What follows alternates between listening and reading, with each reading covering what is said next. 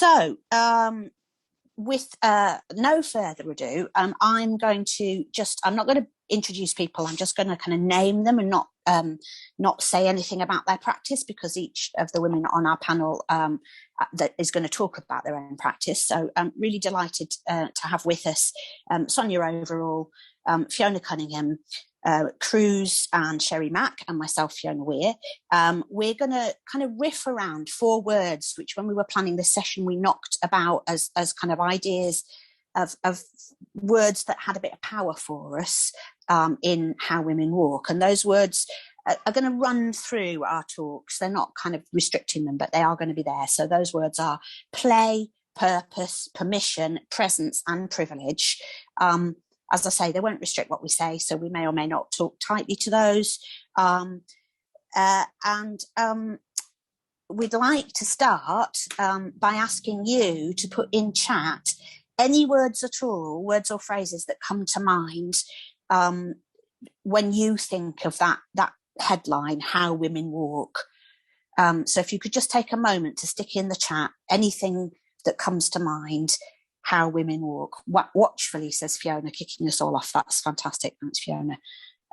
So yeah, anything at all. And if everybody could put something in, we'll have that. And I'm going to try to put those into when I've handed over to Sonia. I'm going to try to put those into a word cloud while we all talk. So it'd be great if people get those in sooner rather than later. Brilliant. Thank you very much. Okay, so without further delay, I'm going to pass over to Sonia, who is kicking off our panel discussion, and I'm going to mute myself.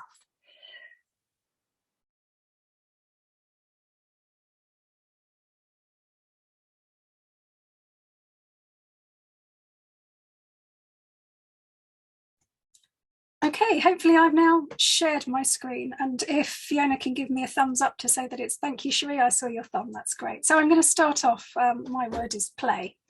I'm a walking writer and psychogeographer, and I'd like to draw attention to the fact that I consciously use this term, psychogeography, which I appreciate is contentious for many, particularly for women. And I'm using it because it does exactly what it says on the tin. It's a word that I want to reclaim as a woman who walks attentively, creatively, playfully, and often as a form of resistance as well. Walking is how I explore the world and how I get around, but it's always been more than that. It satisfies my nosiness and curiosity, which are key attributes of being a writer.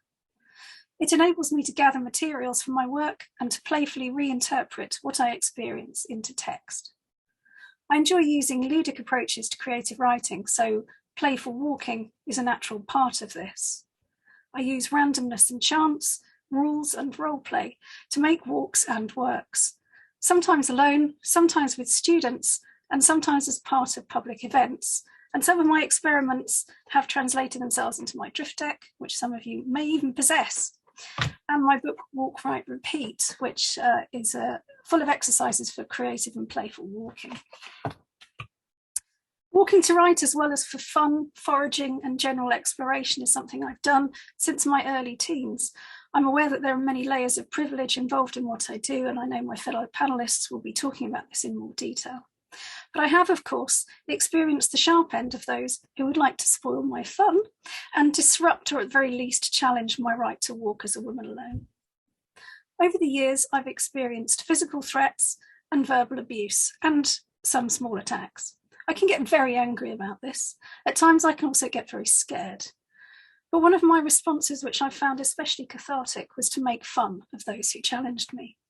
I decided that if, as a woman walking, I was subject to that kind of attention, I must be a public hazard.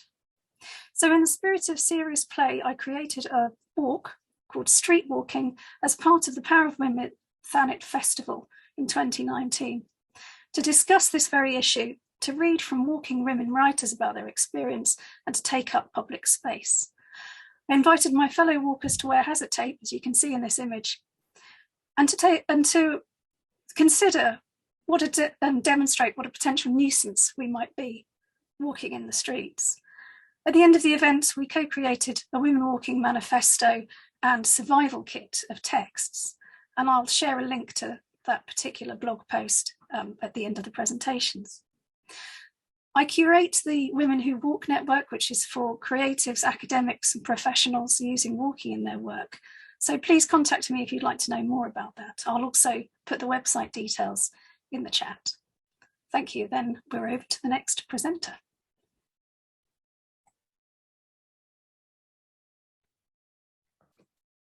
Hi, I think that might be me. Are you able to put the slide along? Thank you, Sonia. My name's Fiona. I am from Walkspace, which is an arts walking collective based in the West Midlands, and my P word is presence. I'm going to talk about 2 walks that I've done. One is all about presence, one's all about absence, but both are about being seen on your own terms. So just a brief intro. I started walking practice in 2016, basically to become fitter. And I was mostly walking at night after work in the dark. For safety, I kept to main roads, but sometimes I blended into the darkness unseen. And I realised I quite liked being invisible. I felt safer, and it gave me back some power in not feeling like a potential target all the time. I might put a link in the chat to a bit of writing where I nipped into my local park at night, trying to be a ninja, not to be seen, and avoid crazy people. Turns out that I might have been the weird one. But the other thing that's become a part of my practice is becoming an activist. They say that when your estrogen runs out, you're less likely to put up with all the crap that women have to deal with. And that was very much me. I started getting angry and wanting to change things. And I also realized that this was partly a function of going through the menopause. I think that comes across in both of these walks. So the photo that you're seeing is a crone walk called Croning the City. In May, a group of 4 of us decided to stake our place in the city. We were at that certain age where women start to become invisible, and we wondered what would it be like to walk in order to be seen. Where and when we walked seemed important, but also how. So we spent an hour walking where women might feel less comfortable, on canal towpaths and pedestrian subways. And we walked around Broad Street and the entertainment district where everyone was 30 years younger. And it was very crowded. It was the first Saturday night out of lockdown. We dressed in bright colours, played with female stereotypes and carried props of stuffed toys. We walked in silence as if in procession, and a photographer papped us as we walked, which had the effect of shining a spotlight directly on us. It was probably more intense than this photo shows. People did comment and stare, but really it was more about our experience of reclaiming the space as older women, and also about the bonding process of walking together and talking together and doing something for ourselves. I like the idea of radical softness, and this was a quiet act of provocation in the landscape. There was a lot of discussion about ageing and gender, and I had a lot of thoughts, too many for here. So I've written quite a long essay called Send in the Crones. I'll put a link in the chat to that at the end, but I'd be really interested to know if anyone else is doing any kind of walking based on these topics. Next slide, please. Now, this was a commission from the Dazzle Club, which explores surveillance in public spaces. On the left, I'm under a camera, and on the right, I'm in front of a control centre, which is one of the largest CCTV control centres in Europe. As a middle-aged woman, I've discovered I'm literally invisible to facial recognition systems and a lot of digital capture. Long story short, I've become beige with age. And that's how the Beige City Strollers became the unofficial title of the first Birmingham Dazzle Walk. I invited Kruse, who's also on the panel, to use the camouflage of age as our anti-surveillance countermeasures. We wore low contrast clothing and makeup to become less visible and make it harder for the cameras to find the markers of our face. We literally became the stereotypes of invisible older women as we walked through the city centre, unnoticed and unobserved in our blandness. In stark contrast, just a month later, I did a second female Dazzle walk, and this time we painted our faces with Dazzle paint to confuse the facial recognition systems. We were approached so many times by men that I lost count. We even ended up following one because he started following a single woman after approaching us. Again, there's a lot to talk about in terms of the work that women do to feel safe when they walk, or to discourage approaches by strangers, and the conflict that we should even have to jump through these hoops at all. But I'll leave that to the discussion, and also put up a Dazzlewort link as well. Anyone who clicks on there can get in contact with me on any of those topics. Thank you for listening.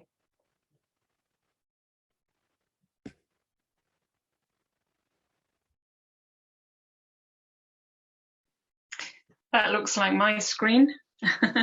I'm Kruse. I'm a visual artist who mostly writes and walks. My P word is purpose. Fit for purpose. A few years ago, the internet went wild for images of people riding bikes in Denmark, and Copenhagen chic became all the rage. Copenhagen chic was just pictures of people in Copenhagen riding bikes. What made it so extraordinary was that these people were riding bikes wearing their ordinary clothes. We were shown pictures of people wearing suits on bikes, people wearing dresses on bikes, people wearing long coats and short coats and t-shirts and jeans, and not a smidge of lycra to be seen. In 1955, 67-year-old American Emma Gatewood hiked 2,000 miles of the Appalachian Trail alone, wearing her everyday clothes, including a pair of Keds, a sort of tennis shoe, and carrying her belongings in a homemade denim bag. Emma hiked the trail a total of 3 times, becoming the first person to hike it more than once. Can I just pause here? And Fiona, can you put your hand up if you can hear me? Because you're the only person I can see on the screen. I can hear you, Kruse. Thank you. In January 2019, 5 Aymara women from Bolivia, aged between 40 and 50, climbed Aconcagua, the highest peak outside of Asia. These women, who come from a community that have historically been widely discriminated against, chose to climb the mountain wearing their traditional clothing of many layers of bright shin-length skirts, hand-knitted cardigans, and cloth hats, all vibrantly decorated. In Western societies, how women walk is like how men walk as far as clothing goes. There is discrimination on the trail simply based on what you are wearing. People are assessed on their boots, down jackets, walking trousers. Is it Fjallraven, Patagonia, Alpine, or Rab? I walk for many reasons, but one of the things I like to do is test materials, literally. I wear handmade dresses, tops and trousers of linen and wool. My dresses, mostly linen, are cool, lightweight, and easy to move in. Squatting to pee in a dress is honestly infinitely easier than attempting to pee like a guy with that awful she-wee. Wearing a dress while walking appears to be a radical act, and I have been laughed at for doing it. Why do we change our clothes when we walk? Our ancestors walked across the entire earth wearing what I imagine would be their ordinary everyday clothes. But walking gear has become decisive. It is so extraordinarily expensive. Who are we rejecting when we buy our walking gear? Who are we saying is not allowed on the trail? Everyone here has probably looked askance at someone on the trail wearing, quote, inappropriate clothing. But that's because our everyday clothing is unfit for purpose. My clothes are made from the same materials my farming ancestors wore for generations. Tweed and wool plaid were made for wild, wet hills. I want to generate conversations around the wearing of these ancestral fabrics, which are sustainable, plastic-free, moisture-wicking, antibacterial, and anti-capitalist. And I especially want to talk to women who would like to join me in the radical act of wearing dresses and skirts on the trail.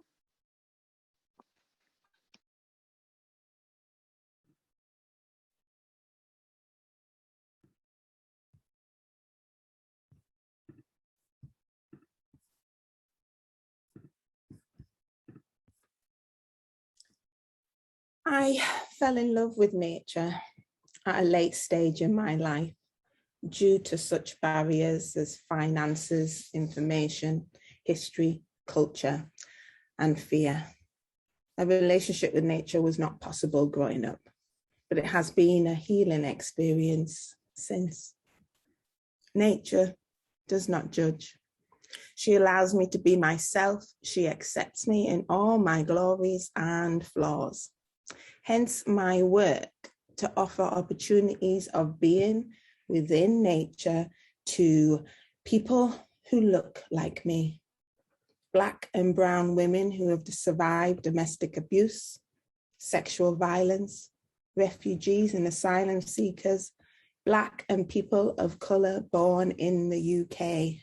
Not only is it our right to roam this land, which is our home, but through walking this land, we can also heal ourselves and the landscape itself.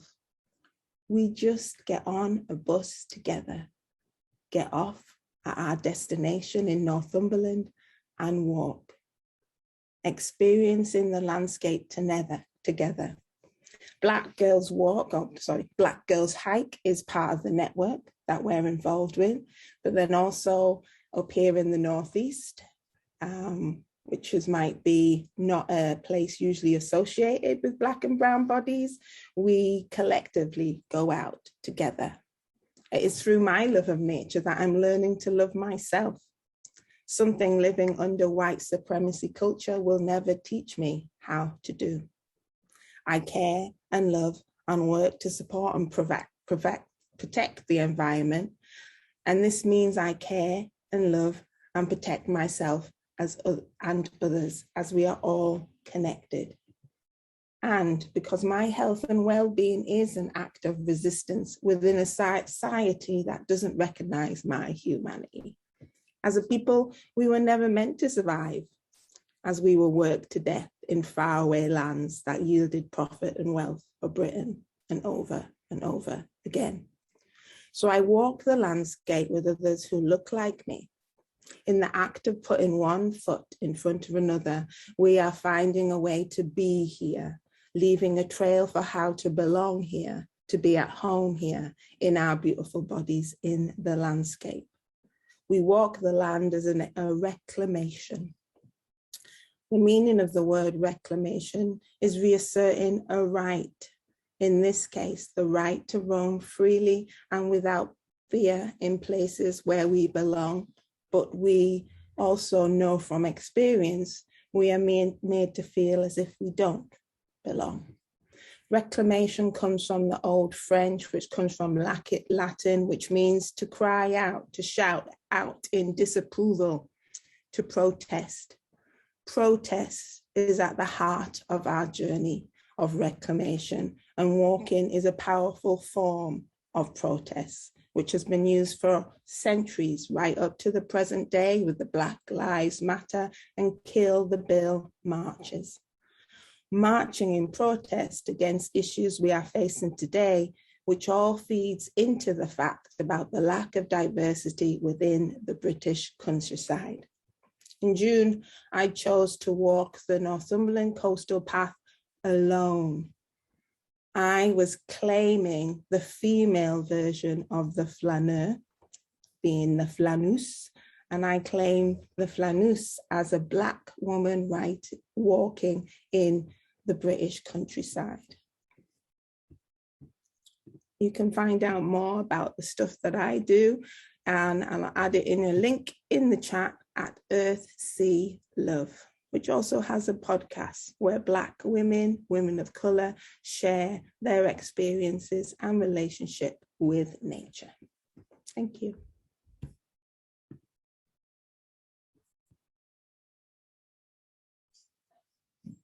That was so inspiring, Sheree. I don't really want to follow it, but I'm going to.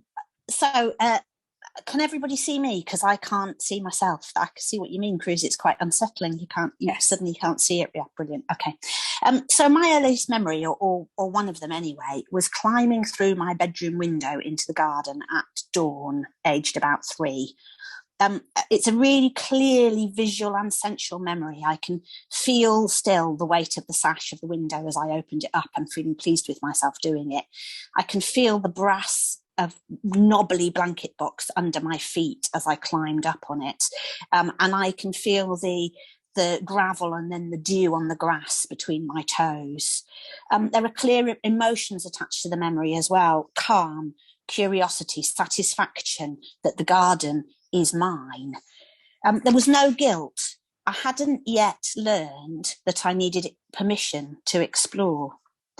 Yet as we grow, we do learn to ask permission, to play out with friends, to walk to school, to go pretty much anywhere as children.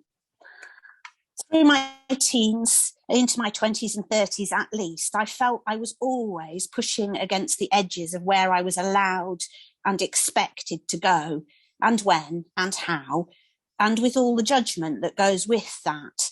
Not wearing heels, I was slovenly. Hitching round Southeast Asia at 21, I was foolish. Marching on Reclaim the Night marches, I was a difficult rebel. Taking my kids on holiday as a single parent, I was brave. Or just taking them on public transport or taking them swimming in our local reservoir, I was an irresponsible mother. For the flip side of permission is restriction. Our families and societies may or may not expect us explicitly to ask, especially as women or children, but the restrictions on us are felt. And so it was that by my 40s, I found myself living in one village, working from home, not driving, a single parent, my circle of movement seriously restricted in how far I could go. The situationists derive unplanned journeys, exploring cities in novel ways, let alone alone, was an impossible dream.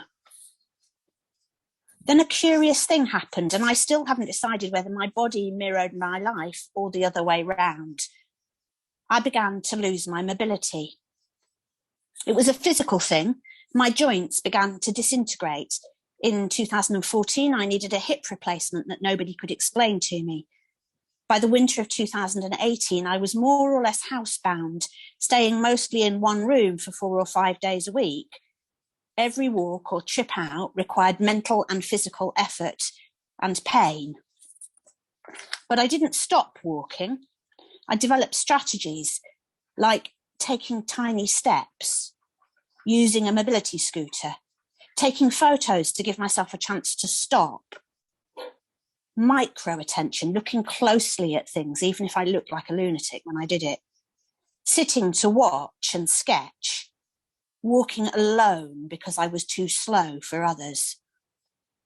All of these are strategies that are familiar to psychogeographers. And I developed walking games and derived decks, my walking weirdly, snappy and explore outdoors cards. They were ways of walking vicariously when I couldn't literally walk. And then finally, dramatically, in 2019, I quit my job and I moved to Greece. That change of place was an escape. It was an ultimate rebellion against restrictions and expectations and my body's disintegration. A talk around the theme of permission wouldn't be complete without mention of COVID and lockdowns. I arrived in Greece not long before the pandemic, another restriction on our permissions to walk. We literally in Greece needed a movement permit that we had to fill in every time we wanted to leave our homes. This mirrored the physical restrictions I was already used to because of my disability. Interestingly, after an initial panic in that first lockdown, which I know was shared by lots of other people, I found that lockdown triggered an explosion of creativity. I wrote and self-published a collection of poems. I created illustrations, kind of postcards of the island that I was falling in love with. I developed another Walking Weirdly deck, Explore Indoors. Other observers I noticed have also noted that kind of hyper-local, being forced to stay very local during lockdown, also increased their attention in interesting ways. So in a context of dwindling abilities and disability and ageing and lockdown restrictions and limits of my time and my work, other restrictions, I came to realise that being restricted for me and for others can correspond with creative expansion. So to conclude on a positive note, one of hope, I think, how we walk and move in the world as women used to limited permissions and familiar restrictions, it does change our ways of seeing and being, and sometimes in unexpected ways that can be wonderful.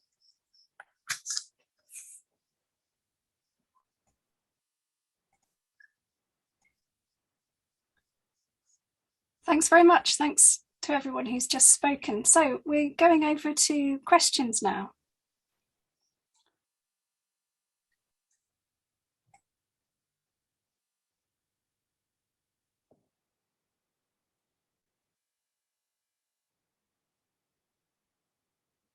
Just looking to see if we've got any in the chat. There aren't any up yet, I don't think. Sonia, if you want to make me host, I'll share the word cloud, and that might spark some thoughts from people. Yes, you should be host now. Okay, cool. I sort of have a question. It's more a reflection, that it's just, I found it really pleasant to join a meeting where all the panelists were women, and I really have enjoyed everyone's contribution. It makes it, one of the reasons I think this panel happened is because I didn't have a proposal for the 4W COP, but I wanted to meet other women who were walking, and other women who were walking in groups. And so, you know, this is also like a way that people can maybe connect and find other women who are walking and doing interesting things. And I have a vague memory that Sonia was talking about, you know, is there enough here for a festival for how women walk, or women and walking? And I was wondering, is there something happening with that? Do people think that there's enough? Are there enough people to talk?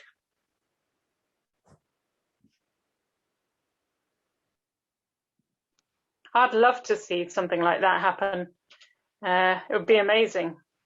I'm really interested to have more conversations with people here, either, you know, on the panel, or some of you who are listening to us. I'm aware of some of you of the work that you're doing, and I think it's really, really exciting to be part of a group of women who are talking about one of the things I love most, and supporting each other. And I'm sure that a lot of the issues that have come up in terms of disability and feeling safe, and how visible we are when we're walking, they really resonate, I'm sure, with pretty much all the women here, I would imagine. I don't know whether I can share my screen without putting everybody on mute. We can still hear everybody, I think, but I'll show you the word cloud. Can people see my screen? Yes. Yes. Yeah, there we go. That's the word cloud that came out from everybody's words. So there were lots and lots of resonance from what people have said about particularly about watchfulness and being vigilant and aware, and paying attention and looking, and some about fear, but not so much about fear as just about being alert. A couple of years ago, I did a 3-month walk mostly around the north, actually, and everybody who knew that I was going told me to be careful, or wasn't I afraid, or didn't I think that was scary? Well, in those 3 months, all I met with was kindness from everybody around. Like, there was never a moment where I felt threatened. I also accept that I am a white middle-aged woman, and maybe that's part of it too. So I want to acknowledge that. But I think we've been told to be afraid, and I don't think it's true. How do other people feel about that? Kruse, I'm a northern lass. I've known no other place than to walk in the north. But it's interesting what you do say, because when I was doing the Northumberland Coastal Path, and I ended up walking over 100 kilometers in over 6 days, people were so friendly. Yeah, they were asking about my experience, we were sharing like tactics, there's a bull in that field, be careful, that sort of thing. But I never met anyone who looked like me. No. I've never seen anyone who looked like you when I've done walks that are very wild walks in the wild places. Yeah. And I've spoken to friends here in Birmingham, people of colour, who have said they've never left Birmingham. They've never, ever done that. And it's so sad. It is sad. The research is out there. Why is that the case? I'm more interested in action, in changing that, and changing the narrative and the faces that we see out there. So, yeah. Yeah, I agree with you. The time for understanding it, we could spend too much time trying to understand and deflect from doing something about it. It's not just sad; it's also wrong. That there aren't more women like you and like me in the countryside. Yeah. Well, my word was privilege. Yeah. And I could go on about white privilege, but I know I was able to do that walk because I have certain privileges. I had time, I had the means, I had mobility. There was plenty of tracks and paths that I followed that would be difficult for anyone that was in a wheelchair or had a pushchair, so I recognize I've got certain privileges, but I also recognize where there's the gaps as well. There's a really interesting comment from Snake Woman Girl, who says, I did some research and asked 40 women about their experiences, and not one had any difficulties while walking in rural experiences. The problems came from inside the home. So I'm too slow to put my comment in chat. Yeah, I was really amazed about on that topic. It's just massive about the different overlaps, because unlike you, Sheree, who was born here, I wasn't. So I have a difference, so to speak, and I'm seen as a constant tourist or migrant, well, whether I'm a migrant is debatable, yes, at some point, but I'm seen as a kind of temporary migrant who's maybe just arrived or just on holiday or something. So it's very interesting to walk in a space where you're not expected to belong, but the nature does accept you. So I think it's a massive, interesting conversation about differences in the unifying background of place, even though it doesn't, only part of the place knows you're right, kind of thing. I'm fascinated, yeah. I'd like to pick up on...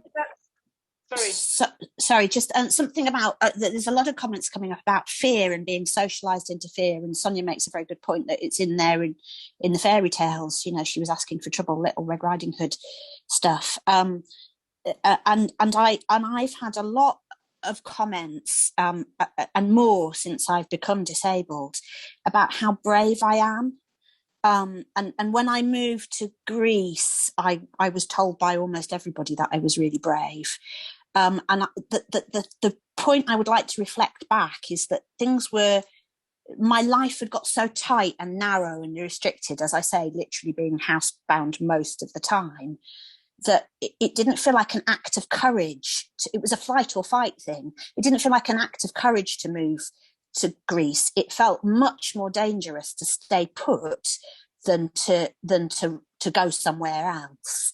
And I think there might be quite a lot of that goes on in how women walk, that whether or not it's actually dangerous, it's less significant than what we're walking from, and the context in which we're walking, which is more dangerous than walking, and more fearful than walking.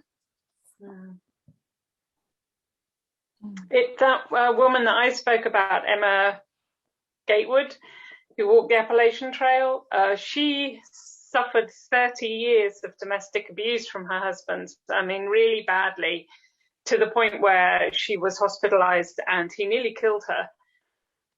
And she said that she would go into the woods to escape him. And I think when she started walking the Appalachian Trail, she was going toward safety and security in nature and in the woods. And I think that's, I think you're right. I think a lot of women probably have that experience.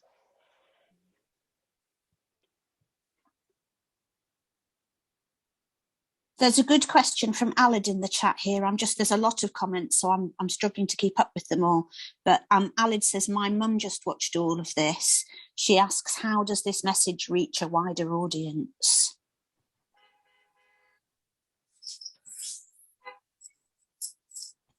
I've tried to write about my experience of walking a lot, actually. The uncomfortable experiences, the good experiences. I think most of us here who use our work to explore walking, or use walking to explore our work, whichever way around it might be, are going about this. How many people decide to read my books? You know, I mean, I can't control that. I can only put it out there. But I think as long as we keep saying these things, as long as we keep delivering these messages, we're doing all we can do. And as long as we keep walking, and we won't stop. I have been unfortunate. I've had a lot of very bad experiences. I had a lot of particularly unpleasant experiences when I was younger. And it's made me bloody minded about walking on my own, actually, thankfully, because I'm an extremely stubborn person. It could have put me off. It could have made me hide. There have been times when I've thought about it, but I continue walking and I continue to go out there, and on my head be it, I will do it.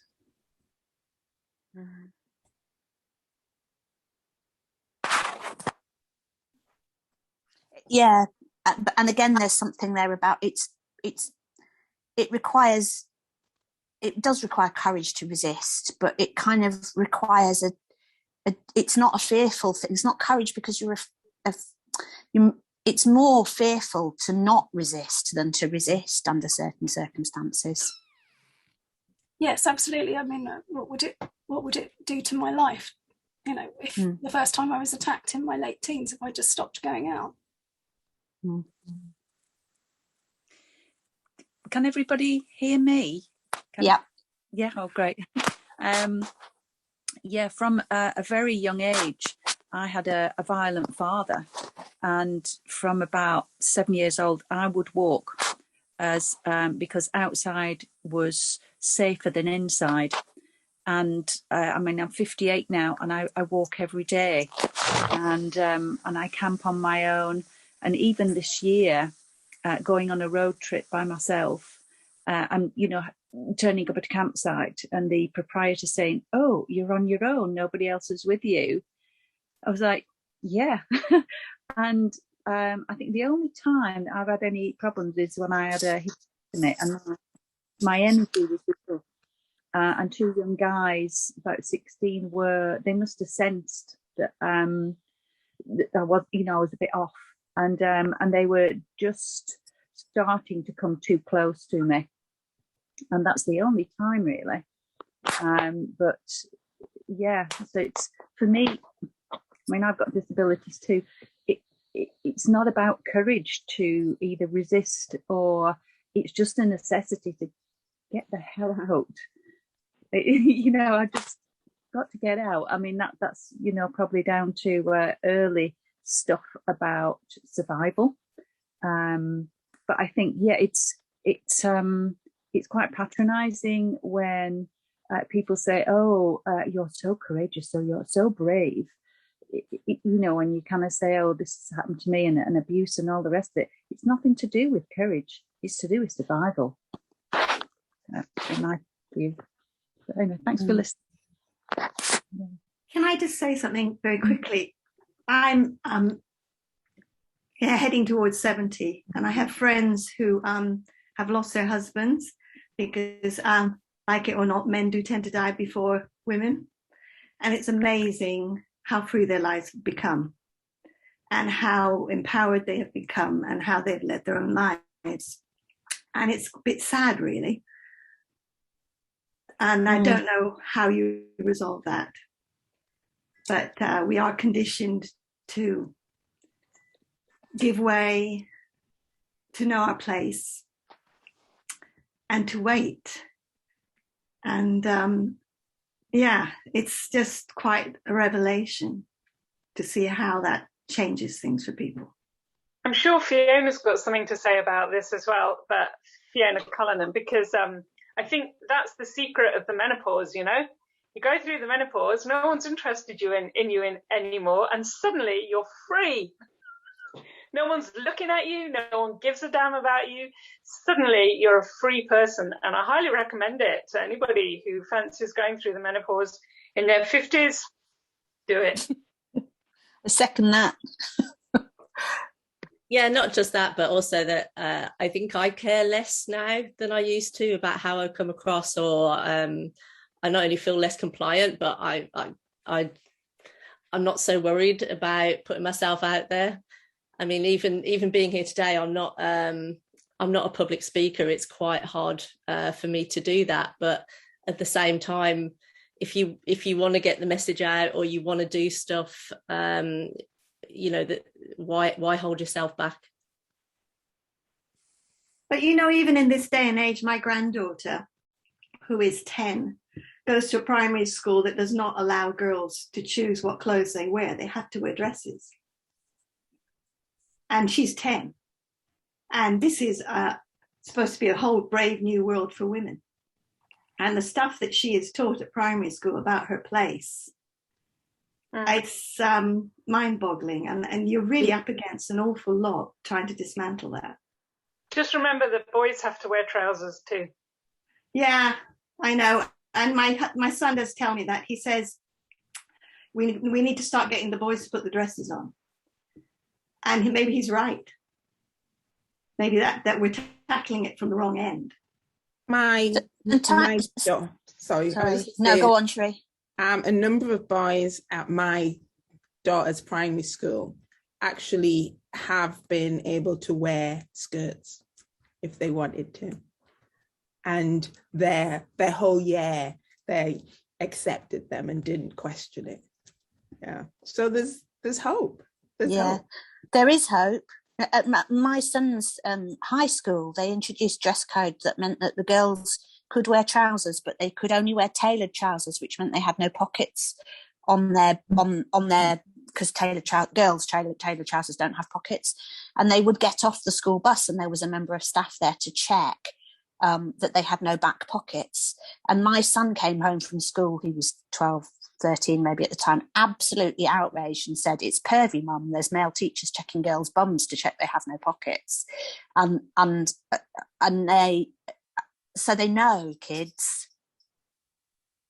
I'm more hopeful for the next generation than I have been for ours, except I think the pressures on young women and boys are probably worse than they were growing up. That's where walking can help. Getting out there. So I'm conscious of the time, and we've got probably about 3 minutes left until we said we would aim to finish. Has anybody else got any questions? I just had, as Pete said, the kids are generally all right. It's the adults that are messed up. Any other kind of outstanding questions? I'd just like to also say, when somebody asked, what can we do to get the message out there? I'd like to say, please don't censure women if you're a woman, because a lot of the censure that I had about walking on my own when I went on the pilgrimage was from my female relatives. And I know it was because they were concerned about my safety, but they were reinforcing it to quite an aggressive point with one particular member of my family who said I was worrying my parents unnecessarily and that it was irresponsible of me. So, support women that want to walk on their own. They know what they're doing.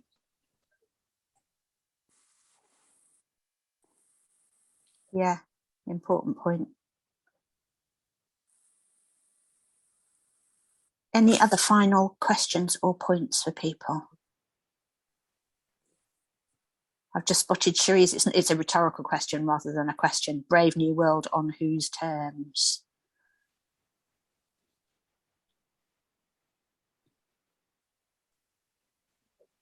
I'll say on the question of being attacked. If you looked at the sociology, I know we said we've got all the research evidence, etc. But if you look at the sociology, you're more likely to be attacked as a 16-year-old boy than you are as a woman. And yet all the warnings are about protecting women. But 16-year-old boys are more likely to be beaten up down the street and really hurt than a woman is walking on her own. So it's mind games, really. Yeah, this is not related to boys, but you've just reminded me of something. When I was 21, I lived and worked for a year in Singapore, and I wasn't very long out of school, where I played netball in. Those of you who went to school in the 70s and 80s might remember PE kits that barely covered your bum. So I was used to like playing in my knickers with these tiny short skirts and legs that had gone purple in London temperatures of kind of, 10 degrees for playing. And so I walked through the streets and passed a high school in Singapore where there were some Muslim girls playing netball exactly as I played netball a year before. So, but they were playing in full hijab. And I had this kind of penny dropping moment, down to they were also playing netball in gloves, and so full ankle length socks, shoes in temperatures kind of, in the 30s or maybe even the 40s, 90s Fahrenheit, for those of you working old money. So I'd been playing netball in clothes that were inappropriate for British temperatures, and they were playing clothes in temperatures that were inappropriate for Singaporean temperatures. Both cohorts of girls were being expected to move through the world by other people in clothes that didn't work, which I guess links, Kruse, to your point of walking in dresses and choosing our own clothes. Well, it all ties in with notions of virginity, doesn't it? About keeping girls pure for marriage. And the way you do that is by covering them all up and making sure nothing happens to them until after they get married.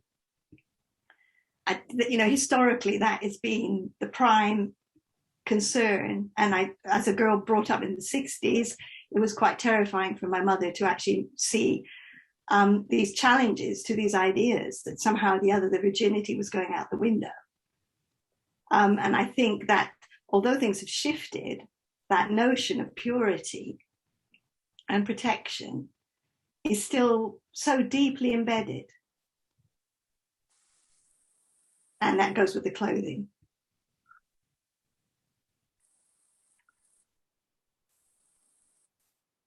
Yes. So Sonia's got to get off now because she's literally hosting the next event in about 6 minutes. So I'm going to, and we all need to wee, don't we? Let's face it. So I'm going to draw things to an end and say thank you very much to everybody for your participation. I'll just, and I will share that word cloud on Facebook, and other people can pick it up and share it on. Sonia does Twitter better than me. So been a really interesting discussion. Sonia, before you go, can you save the chat, please? The latest comments, fab, thanks. Thank you very much, everybody, and goodbye.